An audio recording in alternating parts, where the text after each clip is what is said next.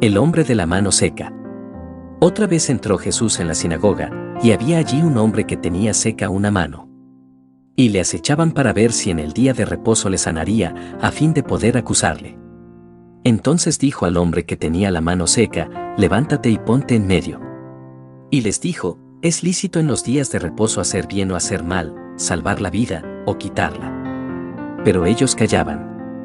Entonces, mirándolos alrededor con enojo, entristecido por la dureza de sus corazones, dijo al hombre: extiende tu mano. Y él la extendió, y la mano le fue restaurada sana. Y salidos los fariseos, tomaron consejo con los herodianos contra él para destruirle. La multitud a la orilla del mar. Mas Jesús se retiró al mar con sus discípulos, y le siguió gran multitud de Galilea, y de Judea, de Jerusalén, de Idumea, del otro lado del Jordán y de los alrededores de Tiro y de Sidón, oyendo cuán grandes cosas hacía, grandes multitudes vinieron a él. Y dijo a sus discípulos que le tuviesen siempre lista la barca, a causa del gentío, para que no le oprimiesen. Porque había sanado muchos, de manera que por tocarle, cuantos tenían plagas caían sobre él. Y los espíritus inmundos, al verle, se postraban delante de él y daban voces diciendo: tú eres el Hijo de Dios. Mas él les reprendía mucho para que no le descubriesen. Elección de los 12 apóstoles. Después subió al monte, y llamó así a los que él quiso y vinieron a él. Y estableció a 12, para que estuviesen con él y para enviarlos a predicar, y que tuviesen autoridad para sanar enfermedades y para echar fuera demonios: a Simón, a quien puso por sobrenombre Pedro, a Jacobo hijo de Zebedeo, y a Juan hermano de Jacobo, a quienes apellidó Boanerges, esto es, hijos del trueno, a Andrés, Felipe, Bartolomé, Mateo, Tomás, Jacobo hijo de Alfeo, Tadeo, Simón el cananita y Judas Iscariote, el que le entregó. Y vinieron a casa. La blasfemia contra el Espíritu Santo.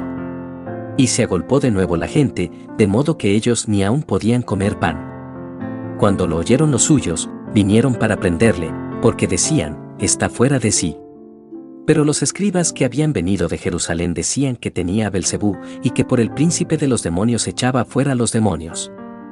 Y habiéndolos llamado, les decía en parábolas: ¿cómo puede Satanás echar fuera a Satanás? Si un reino está dividido contra sí mismo, tal reino no puede permanecer. Y si una casa está dividida contra sí misma, tal casa no puede permanecer. Y si Satanás se levanta contra sí mismo, y se divide, no puede permanecer, sino que ha llegado su fin. Ninguno puede entrar en la casa de un hombre fuerte y saquear sus bienes, si antes no le ata, y entonces podrá saquear su casa. De cierto os digo que todos los pecados serán perdonados a los hijos de los hombres, y las blasfemias cualesquiera que sean, pero cualquiera que blasfeme contra el Espíritu Santo, no tiene jamás perdón, sino que es reo de juicio eterno. Porque ellos habían dicho: tiene espíritu inmundo. La madre y los hermanos de Jesús. Vienen después sus hermanos y su madre, y quedándose afuera, enviaron a llamarle. Y la gente que estaba sentada alrededor de él le dijo: tu madre y tus hermanos están afuera y te buscan. Él les respondió diciendo: ¿quién es mi madre y mis hermanos? Y mirando a los que estaban sentados alrededor de él, dijo: he aquí mi madre y mis hermanos. Porque todo aquel que hace la voluntad de Dios, ese es mi hermano, y mi hermana, y mi madre. Parábola del sembrador. Otra vez comenzó Jesús a enseñar junto al mar, y se reunió alrededor de él mucha gente, tanto que entrando en una barca, se sentó en ella en el mar, y toda la gente estaba en tierra junto al mar. Y les enseñaba por parábolas muchas cosas, y les decía en su doctrina: oíd, he aquí, el sembrador salió a sembrar, y al sembrar, aconteció que una parte cayó junto al camino, y vinieron las aves del cielo y la comieron. Otra parte cayó en pedregales, donde no tenía mucha tierra, y brotó pronto, porque no tenía profundidad de tierra. Pero salido el sol, se quemó, y porque no tenía raíz, se secó. Otra parte cayó entre espinos, y los espinos crecieron y la ahogaron, y no dio fruto. Pero otra parte cayó en buena tierra, y dio fruto, pues brotó y creció, y produjo a 30, a 60, y a 100 por uno. Entonces les dijo: el que tiene oídos para oír, oiga. Cuando estuvo solo, los que estaban cerca de él con los 12 le preguntaron sobre la parábola. Y les dijo: a vosotros os es dado saber el misterio del reino de Dios, mas a los que están fuera, por parábolas todas las cosas, para que viendo, vean y no perciban, y oyendo, oigan y no entiendan, para que no se conviertan, y les sean perdonados los pecados. Y les dijo, ¿no sabéis esta parábola? ¿Cómo, pues, entenderéis todas las parábolas? El sembrador es el que siembra la palabra. Y estos son los de junto al camino, en quienes se siembra la palabra, pero después que la oyen, enseguida viene Satanás y quita la palabra que se sembró en sus corazones.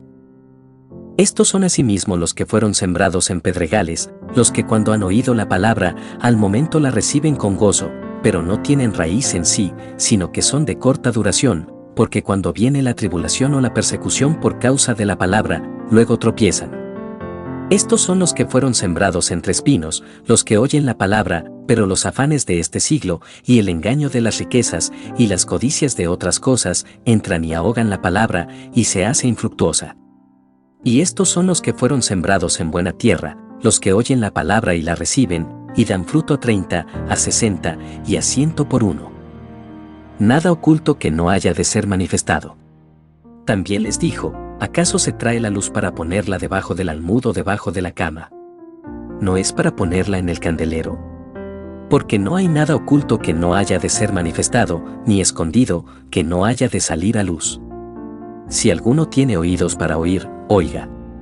Les dijo también, mirad lo que oís, porque con la medida con que medís, os será medido, y aún se os añadirá a vosotros los que oís. Porque al que tiene, se le dará, y al que no tiene, aún lo que tiene se le quitará. Parábola del crecimiento de la semilla. Decía además, así es el reino de Dios, como cuando un hombre echa semilla en la tierra, y duerme y se levanta, de noche y de día, y la semilla brota y crece sin que él sepa cómo. Porque de suyo lleva fruto la tierra, primero hierba, luego espiga, después grano lleno en la espiga, y cuando el fruto está maduro, enseguida se mete la hoz, porque la siega ha llegado. Parábola de la semilla de mostaza. Decía también, ¿a qué haremos semejante el reino de Dios, o con qué parábola lo compararemos? Es como el grano de mostaza, que cuando se siembra en tierra, es la más pequeña de todas las semillas que hay en la tierra, pero después de sembrado, crece y se hace la mayor de todas las hortalizas y echa grandes ramas, de tal manera que las aves del cielo pueden morar bajo su sombra. El uso que Jesús hace de las parábolas. Con muchas parábolas como estas les hablaba la palabra, conforme a lo que podían oír. Y sin parábolas no les hablaba, aunque a sus discípulos en particular les declaraba todo. Jesús calma la tempestad. Aquel día, cuando llegó la noche, les dijo, pasemos al otro lado. Y despidiendo a la multitud, le tomaron como estaba, en la barca, y había también con él otras barcas. Pero se levantó una gran tempestad de viento, y echaba las olas en la barca, de tal manera que ya se anegaba. Y él estaba en la popa, durmiendo sobre un cabezal, y le despertaron y le dijeron, Maestro, ¿no tienes cuidado que perecemos? Y levantándose, reprendió al viento, y dijo al mar, Calla, enmudece. Y cesó el viento, y se hizo grande bonanza. Y les dijo, ¿por qué estáis así amedrentados? ¿Cómo no tenéis fe? Entonces temieron con gran temor y se decían el uno al otro, ¿quién es este, que aun el viento y el mar le obedecen?